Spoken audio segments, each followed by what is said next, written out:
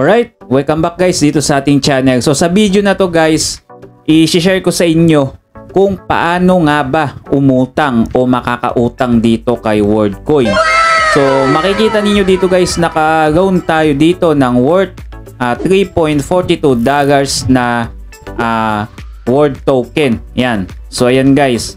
So dito kagandahan dito guys, pataas ng pataas ang pwede nyong utangin dito up to $1,000 o nasa 58,000 pesos. So dito guys, i-share ko sa inyo kung paano kayo makakautang dito kay WorldCoin. Yan. So kung bago ka pa lang sa ating channel, huwag nyong kalimutan mag-subscribe nang lagi kayong updated sa mga susunod pa nating mga video. So ngayon guys, eto na.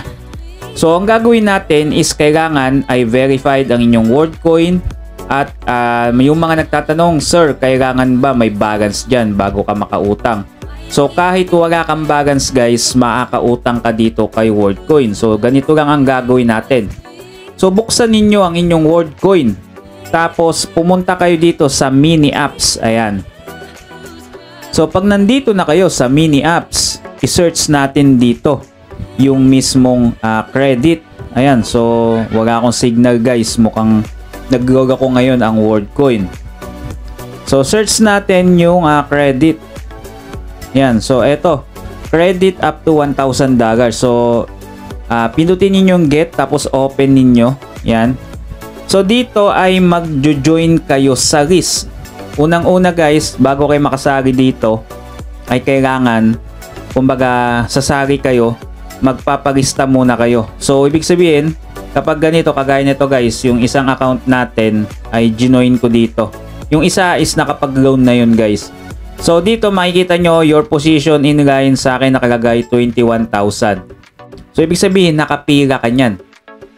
Kailangan maging ano yan, bumaba yan. Kumbaga sa isang tindahan nakapila kayo, madami kayo. Kaya hintayin mo na malapit ka ng mag number 1, kumbaga mag number 1. Ito 21,000. So kahapon nasa 30,000 to.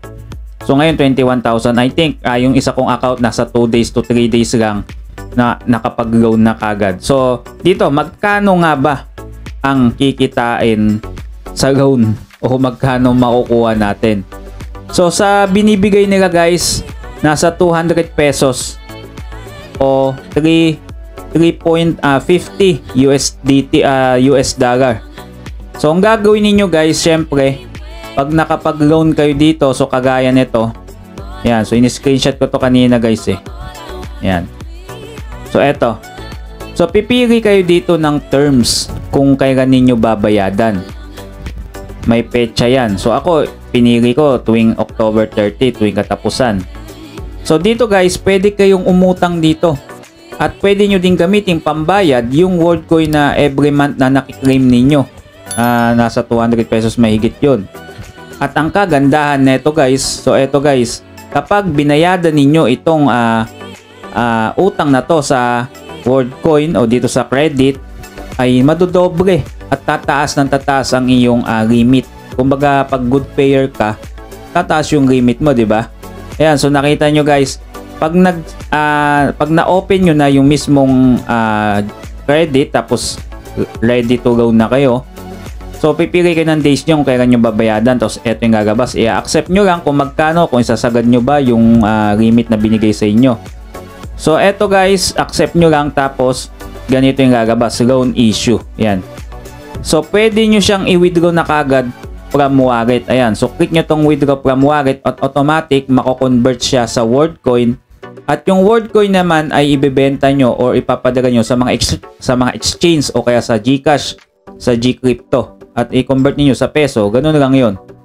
So ang tanong dito, yan, so ito nga ba ay legit talaga? So legit naman talaga guys, kasi nakapag-loan na ako dito. So makikita nyo guys, yung niloan ko dito na $3.42 na nagkakahalaga ng dalawang WorldCoin mahigit 2.63, ay kapag binayadan ko siya, so magiging $6.76 na yung next kong uutangin o mauutang. Pataas siya ng pataas. Yun ang kagandahan dito, di ba? So kung wala pa kayong WorldCoin guys, yung link nito nasa video description. Mag-sign up kayo, magpa-verify kayo sa orb, mag-set kayo ng book. Then pag verified kayo, pwede kayong umutang dito up to $1,000. Yun yung kagandahan. Huwag nyo lang iskamin guys, kasi magandang ano to guys, maganda to yung loan ni WorldCoin. Pataas ng pataas. Sa kanyo na iskamin pagka nasa $1,000 na. De, joke lang baka gawin nyo. So ito guys, kagandahan nito, may mauhugot kayo pagka nagka-emergency. Hindi siya kagaya ng iba. So take note guys, kailangan bayadan nyo siya sa tamang petsa. Kasi kapag hindi nyo siya nabayadan sa tamang petsa, ay may kumbaga may penalty siya. Ayan nakalagay dito. If you not paid on time, up to 4.10 will be charged. Hanggang 4.10 ang magiging charge niya. So kailangan bayadan nyo din guys. Napakababa lang na mababayadan natin dito. 200 pesos lang, ganyan. So ganyan lang kadali kung paano mangutang dito kay WorldCoins. Open nyo yung app ninyo. Search ninyo sa mini app yung credit up to $1,000 yan. So mag-join kayo sa waitlist. Wait ninyo 1 to 2 days lang yan. Pwede na kayong umutang. Tapos pwede nang bayad-bayadan pagka may pera kayo. Patas ng patas yan guys. Halimbawa, umutang ka ngayon ng $3 yan. Tapos may pambayad ka naman kinabukasan. Pwede mo na agad bayadan yun para tumaas yung G-credit ninyo dito. So tataas yan guys, yung credit ninyo. Kumbaga, pag good payer kayo, maganda ang bigay na World App, patas ng patas. So yun lang, so ganun lang kadali guys kung paano mag-loan dito kay WorldCoin. So kung wala ka pa nitong link nitong World App, yung link nasa video description or naka-pin comment. So yun lang, thanks for watching. Kung bago pa sa ating channel, huwag niyong kalimutan mag-subscribe nang lagi kayong updated sa mga susunod pa nating mga video.